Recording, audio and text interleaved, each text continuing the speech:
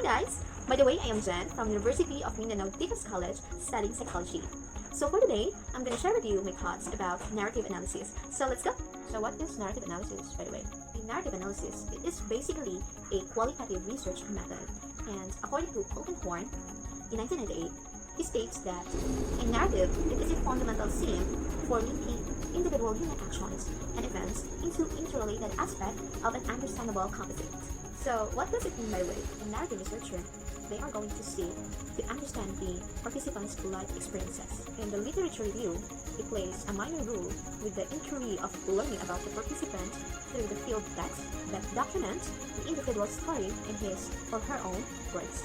So after the data is being collected and analyzed, the researcher will be collaborates with the participant in order to check the story and maybe also mix his or her personal story into the final report. So now, I'm going to share with you about the weaknesses and strength of a narrative analysis. So now, let's proceed to the first strength of narrative analysis.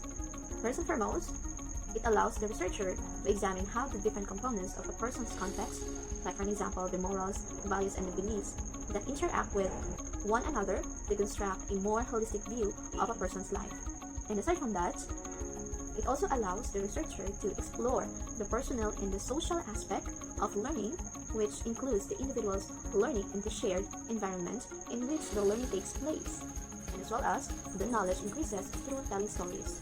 In view to the fact that a narrative, it will motivate and explain our actions, and the stories we tell it change the way we act in the world. Lastly, it can develop a collaboration between the researcher and the participant, as well as to give voice to the individuals.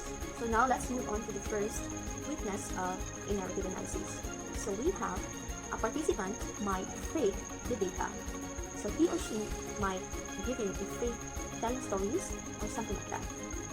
And it could be the narrative analysis has limitations when it comes to research methodology, and as well as it could be the participant would tell to the researcher about something horrific experiences in his, her, or life.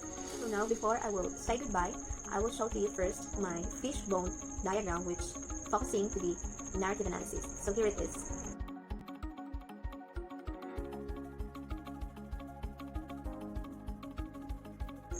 So that's it. I hope you learned something today, and thank you so much for listening.